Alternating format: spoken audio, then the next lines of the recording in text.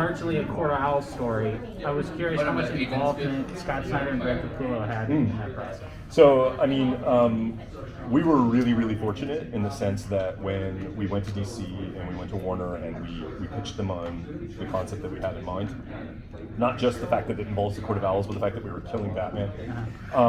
Once they signed off on that idea, almost immediately we're like, listen, we have an opportunity for you to go in and spend some time presenting this to Jim Lee so that we're getting kind of direct feedback on kind of overarching creative vision, but also having Scott come in. So I got to spend about a day with him. I gave him sort of the initial pitch in advance, walked him through what it is we had in mind, gave him kind of the overarching backbone of the storyline that we were thinking of. And it was fantastic in the sense that if you've ever watched Scott's YouTube channel, you'll know he has no problem spending 90 minutes diving deep into aspects of storytelling or aspects of a particular world. So, having him as someone that I could bounce ideas off of, even for just a single session, it was actually tremendously powerful. He helped us frame and really understand the implications of killing Batman, probably better than anybody else I've spoken to outside of the team. And in terms of diving into the Court of Owls, I think for him, because he's introduced this concept into the lore relatively recently in the grand scheme of things, and there haven't been that many adaptations of the Court of Owls except for what we saw in Gotham, what we've seen in some of the animated work. I think for him, he felt like there was a lot of room there to play with this as an idea. And yes, we're bringing certain iconic elements from his story to life in the game. You will absolutely recognize those elements when you see them. But at the same time, he understood as someone who plays games that we would need to adapt certain ideas. How do talents work? Is there more than one kind of talent? When he and Greg were working on the storyline, that could be handled in a more mysterious, shadowy kind of way, where there's a kind of range to how that unfolds over the course of the history of the talent. For us, we needed to solidify it into clear, distinct buckets so that we could build it, and so we could make it work, and we could balance it against the capabilities of our player. So I think making sure that we had a dialogue with Scott about that early on was super important. It gave us a sense of vision that we had to play. From here. I think the Arkham games have really redefined the Batman mythos, not only in games, but like you see it in the shows and the movies and cartoons. Are there any ways that you think this game is going to do a similar thing? Anything specific that you think was so good that it might end up in a movie or a show? Well, there's a couple things that I think that we were able to do that I'm really proud of. One of which is we took this kind of immediate circle of Bat family characters who have certainly started to have their day, right? Like certainly if you watch Titans or you watch any of these other recent adaptations, you're seeing these characters in various forms, but they've tended to be part of very, very large ensembles. So what I think we've been able to do is say, we really want to tell a Batman family story. We really want to see what it looks like when this particular group of crime fighters who are kind of young and are going through their own kind of generational rebellion are kind of flung together under these tragic circumstances and then forced to adapt to this change in the status quo of Gotham City. So I think we have absolutely succeeded at that part of it. There are a number of, I would say, small, discrete elements in our game that I look at and go, damn, we really nailed that. And I hope someday that inspires somebody to do something similar. I love our Bat Cycle, for example. It's got such a distinct design to it and the way it operates, that I think, I want to see someone do something with that idea of what a Bat Cycle should look like. But that's one thing, and that's essentially a vehicle, right? I think some of the ways that we have interpreted some of the villains in our game, not all of whom have been revealed and not all of whom I can talk about, I'm especially proud of. So I would love to do the follow-up to that question in a few weeks when we've had our big villain reveal. Wilson did tell us that we're getting Freeze. So what's that? Wilson did tell us that Freeze is in the game. Well, Freeze was, we revealed Freeze at the very beginning, and I think we are doing some things with Freeze that I think are really cool and exciting. But yeah, I want to hear how people react when we have the new villains as well. So there's a vacuum in Gotham, Batman is gone, the villains are stepping up. Where are the ordinary people of Gotham, and what do they think of the Bat family taking where they're at? Yeah, that's a great question. So our Gotham City is inhabited.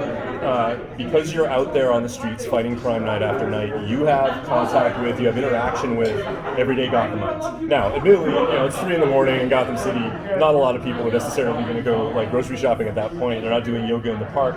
but they are there, and they're, and as a result, the crime that you're fighting brushes up against them. The way the GCPD is trying to deal with keeping order brushes up against them.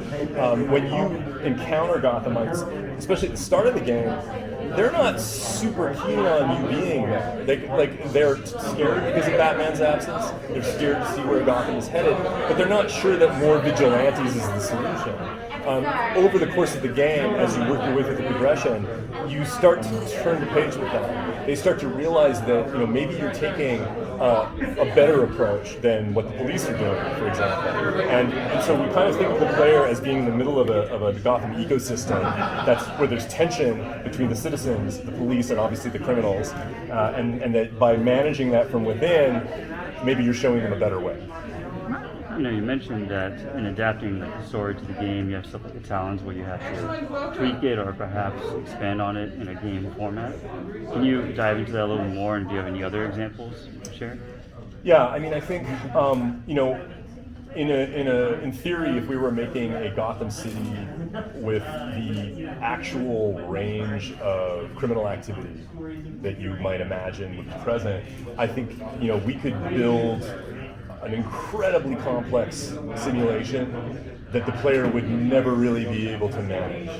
You could have dozens or hundreds of individual criminal gangs and enterprises and crime that is emergent, and the reality is the player wouldn't be able to parse it, and they wouldn't understand how to prepare for it, and they wouldn't understand what the relationship was between who they were up against and the gear and the abilities that they were unlocking and upgrading. So we needed to be able to take our criminal ecosystem and define it in terms of three main factions, for example. The regulator faction with their tech focus, the mob with their classic criminal focus, the freaks with their kind of focus on chaos. And that allowed us to build the kind of iconic spectrum of what Gotham crime is about. And then the individual crimes that bubble out of that I kind of think of them as individual, almost like little mini game modes that we're able to instance and spawn in different parts of the city. That is a conceit that you need to do in order for a video game to be buildable and also comprehensible to the player. Very different from saying, we're going to build Sim Gotham Crime, which would be a very, very different kind of game. So Batman has a really vast rogues gallery. And you said that we're going to get some sort of reveal about who's the next big bad. How do you really narrow it down? Who gets to go in the game and who gets out? So our approach in going into villains was to say, if we're already looking at how Batman's death affects the heroes that are closest to him and the city, it should also be, let's look at the villains whose relationship with Batman would cause them to be forced to redefine themselves by his absence, if that makes sense. I said that poorly, but I'll say it again. So what I mean is, it's always been the case that Batman has a special relationship with his adversaries. And if you take Batman out of the picture, it does create a vacuum. It creates a kind of internal vacuum. How are they motivated? Who are they comparing themselves to? Who are they opposing themselves against? And so we wanted to look at kind of a few different archetypes of Batman villains that are definitely, part of the kind of core group of recognizable blue chip villains, and then throw them into disarray and show how they evolve as a result. So outside of love those Gotham games and they shoot toward really tight on it. What are you guys kind of doing to really bring in those new players, to bring in that new audience that hasn't played those new games? What are you guys doing different that those games haven't already done? I think there's a few things. It's a super good question. I think one thing is the Arkham games are classics, and I think we'll continue to attract new players, who are curious to know more about those storylines and the interpretations of those characters. I think when we set out to build Gotham Knights, we said we are building a long engagement experience where players will feel like they have a big runway for growing their hero. Once they kind of figure out which of their heroes they like, who matches their style of play, that they will have a lot of goals that they can set for themselves and they can think about and build strategies towards. And I think that, for the current generation of players, that sense of I can project myself playing this game for many, many hours and I can imagine myself cultivating like my version of a Robin or a Red Hood or a Batgirl or a Nightwing. It really drives me, it motivates me, and I think a lot of younger players now have an expectation that the game will deliver that. You know, yeah, cool, you gave me an open world, awesome. I'm looking forward to exploring that, but I need to have a reason to do it. Okay, well, what if we're telling you that by going out and fighting crime in the open world, you are building your capacity to grow your hero into something that feels unique to you as a player. And I think that's an important idea that we started with, and we really built the whole game around. So no Batman. Nope. Who's my favorite DC characters? Woo! Oh man, that's a tough one. So, I mean, I'm a massive Batman fan, but I will say, like, I of late have really come to appreciate the Batman, not just the Batman villains, but the villains generally from within the DC universe. I think that, I mean, I love Marvel comics, I love all comics, but I will say that there's something about the rogues gallery of the larger DC universe that I find super compelling.